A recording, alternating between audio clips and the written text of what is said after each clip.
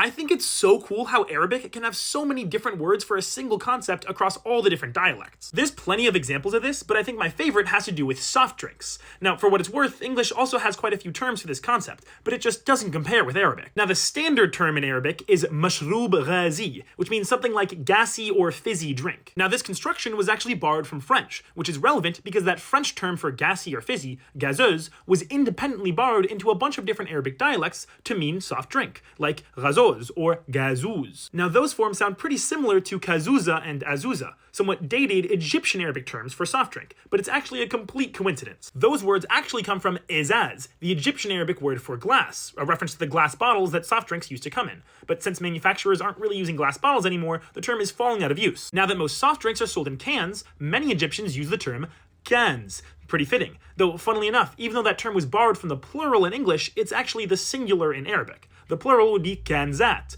which etymologically has an English plural and an Egyptian plural. It's the equivalent of saying Kanses. And somehow, Egyptian Arabic has even more terms for soft drink, like haga sa'a or haga barida, literally cold thing.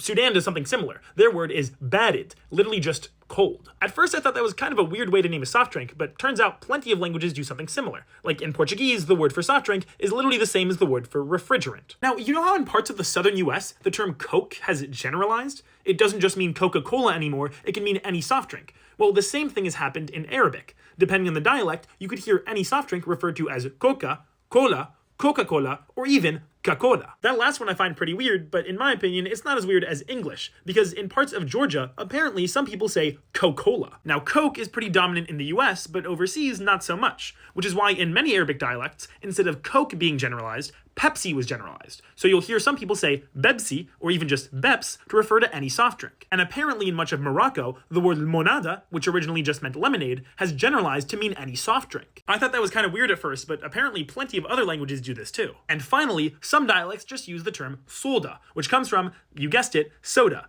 Though funnily enough, the English word soda is believed to originally come from Arabic, which means that soda is less of a borrowing from English and more of a loan from Arabic that's finally been returned.